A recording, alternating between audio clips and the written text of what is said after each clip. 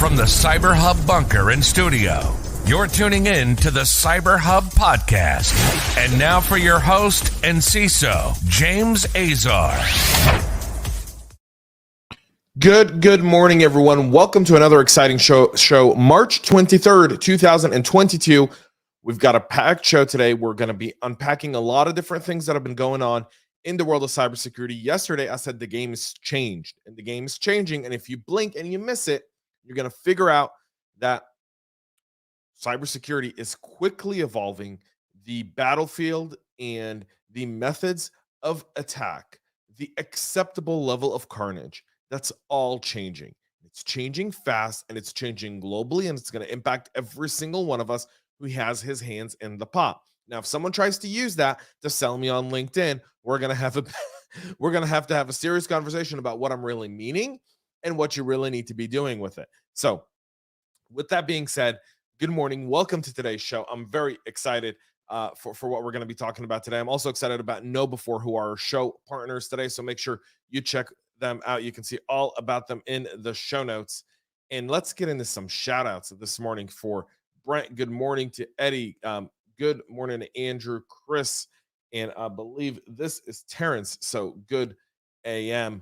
So all of this really exciting stuff going on today. We're going to be talking about the Okta piece and Microsoft and what's going on there. TSA is screwing up pipeline security. Yeah, a scathing article in Politico yesterday. We'll pick that up and talk a little bit about something I talked about a year ago when Colonial was breached. So that'll be part of it. And also China back in the cyber mix. Don't go to sleep on China. Just don't do it. Good morning to Aaron. Good morning to Ayman. And good morning to Jane. What's up? All right, let's get our cup of coffee before we get into today's show. I've got my beautiful, amazing, smooth, exciting, delicious, warm, amazing, hot double espresso. It's illy. I love it. It's great coffee. Coffee cup. Cheers. All right, let's go through this whole shebang bang. CyberHubPodcast.com is where you'll find all the latest. So Microsoft and Okta have both now confirmed the data breaches after Lapsus essentially made them admit to the fact. Lapsus announced that they had gained access to the source code of Microsoft products like Bing and Cortana. So here's one thing I didn't know yesterday. Cortana is used by a lot of people with disabilities. And this could have significant impact on them if there's a ton of 0 days there. The people who would be impacted are people who are already trying to better their lives using that product. So I hope Microsoft's able to invest in making sure that those don't get compromised. Our investigation found an account had been compromised, granting limited access. Our cybersecurity response teams quickly engaged to remediate the compromised account and prevent further activities. Well, they got 40 gigs of file, allegedly. 40. Okta, on the other hand, saying they weren't hacked. The Lapsus group only shared screenshots to show what they've done, unlike, sharing the files from Microsoft's side, but, which has led to something a bit different. So on the record, Okta's Chief Security Officer, David Bradbury, released a statement saying, "We had not been breached. We remain fully operational." This was a 5-day window from January 16th to January 21st, where they had access to an Okta support engineer's laptop, noting that that's consistent with the screenshot that Lapsus shared on Telegram.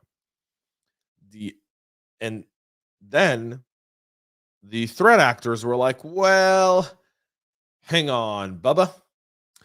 We've got some questions to ask and some answers, some of which were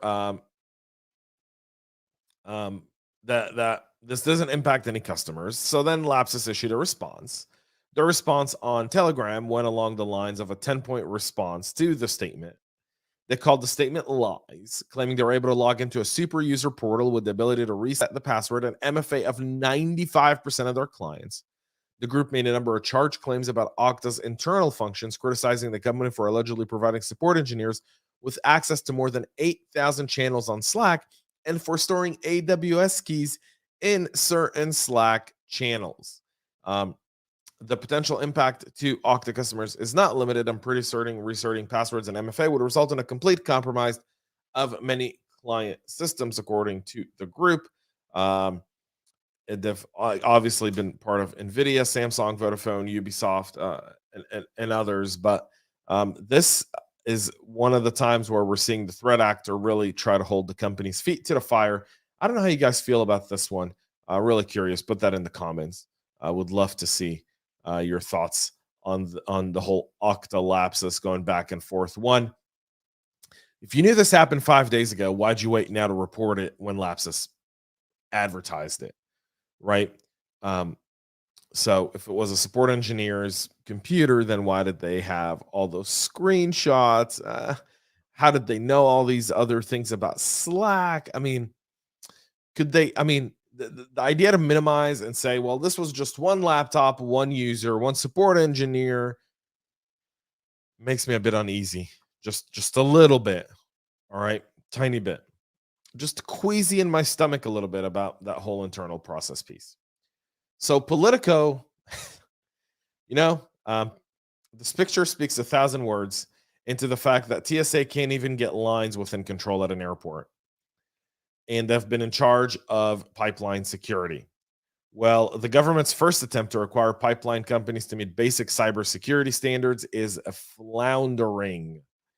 TSA, which was giving the responsibility to do this job under the Department of Homeland Security, TSA, which was a temporary federal agency set up after 9/11 to make sure that you couldn't take a bomb or a gun or a weapon on an airplane. And their mandate's been extended now for 21 years. They've been put in charge of pipeline security for some reason because, never shut down a never shut down a government agency after you open it, even if it's for emergency. I'm glad we don't have a COVID health department at this point because, that'd be done today, but they'd be all around for 20 years with our money. So in every sense, TSA has screwed this up, according to Robert Lee, the CEO over at Dragos. It is a giant cluster and in many ways a perfect examples of what not to do with the regulatory process. The Biden administrations has been scrambling to take care of the U.S. critical infrastructure, especially after the warning they issued on Monday, making us all freak out like, hey, the Russians are planning cyber attacks on our critical infrastructures. Well, go down the hall, down the street there in D.C., go talk to the TSA because they're best known for failing at airport security. Hence, you've given them mass transit system, ports, and pipelines. This just fits. I mean, the amount of just incompetence is unbelievable. TSA does acknowledge that its pipeline cyber program has had a rocky start. We've learned lessons here. They've gone out of our way to consult with industry after realizing the depth of the dissatisfaction. Really, like you didn't think you should probably bring all of these pipeline operators around the table, talk about how can we support you in securing the pipelines, what would be the right private-public partnership, and not sit there in your high chair in Washington clueless to any of this stuff, because I doubt anyone at the TSA has the qualifications to do this, and just screw it up so royally. Off-grid anyone? Just saying. Might not be a bad time to think about that right now. A custom macOS malware of Chinese hackers Stormcloud has been exposed. Researchers have discovered a previously unknown macOS malware variant called Gimmick, which is believed to be a custom tool used by Chinese espionage threat actor known as Stormcloud. The malware was discovered by researchers over at Velocity, who retrieved it from the RAM of a MacBook Pro running macOS 11.6 Sur, which was compromised in late 2021 in a cyber espionage campaign. The exposure of the custom malware used by the sophisticated threat actors isn't common. These groups operate very carefully, leaving minimal traces. So, again, someone screwed up. Dissecting Gimmick is a multi-platform malware written in Objective-C or .NET and Delphi. All variants use the same C2 architecture, file path, behavior patterns, and heavily abuse Google Drive services, so it's tracked as one tool despite the code difference. Gimmick is launched either directly by the user or as a daemon on the system and installs itself as a binary file named plist, usually mimicking a heavily used application on the target machine. Next, the malware initializes by performing several data decoding steps and eventually establishes a session to Google Drive using hard-coded OAuth 2 creds. After initializing the loads, the malware components, namely Drive Manager, File Manager, and GCD Time Manager, with the first being responsible for the actions like setting up and managing the Google Drive and proxy sessions, maintaining a local map of Google Drive directory hierarchy and memory, managing locks for synchronizing tasks on the Google Drive session, and handle download and upload tasks to and from the Google Drive session.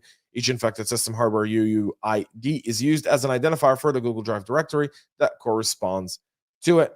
Again, the China piece of this is significant, folks. So definitely a piece of malware to look at. How do you protect against it? Apple has rolled out new protections to all supported macOS versions with new signatures for XProtect and MRT, which should be able to block and remove the malware since March 17th of this year. To ensure you've received the signature, follow the Apple support page instruction. To prevent gimmick and similar malware from establishing a foothold on macOS, start by applying the available system updates for your devices, which will also fetch the latest detection signatures, all of which are there. And finally, China's Mustang Panda hackers spotted deploying the new Hodur malware. So China-based APT Mustang Panda has been linked to ongoing cyber espionage campaigns using previously undocumented variant of the PlugX remote access Trojans on infected machine. ESET dubbed the new version Hodur, owing it to its resemblance to another PlugX variant called Thor that came to light in July of 2021. Most victims are located in East and Southeast Asia, and few are in Europe, Greece, Cyprus, and Russia, and Africa, South Africa, and South Sudan. Known victims include research entities, ISPs, and European diplomatic missions located in East and Southeast Asia. Mustang Panda, known as TA416, is a cyber espionage. It primarily targets NGOs with specific focus on Mongolia. So this one is a bit out of their stack. Their phishing lures mention updated COVID-19 travel restrictions, approved regional aid map for Greece, and regulation of the European Parliament and the Council. According to ESET, the final lure is a real document available on the the European Council's website that shows that the APT group behind this campaign is following current affairs and is able to successfully and swiftly react to them, creating documents and targeting their people. Just shows you the preparation and sophistication on the Chinese side of the ball. Folks, that's it for our show today. We'll be back tomorrow to wrap the show up and get everything all set for this week as we look at what's taken place. So thank you all for tuning in today. We'll be back with a lot more tomorrow. Until then, have a great rest of your day and stay cyber safe. We love feedback, so make sure to connect with us on social media and subscribe to our podcast on your favorite podcast listening platform.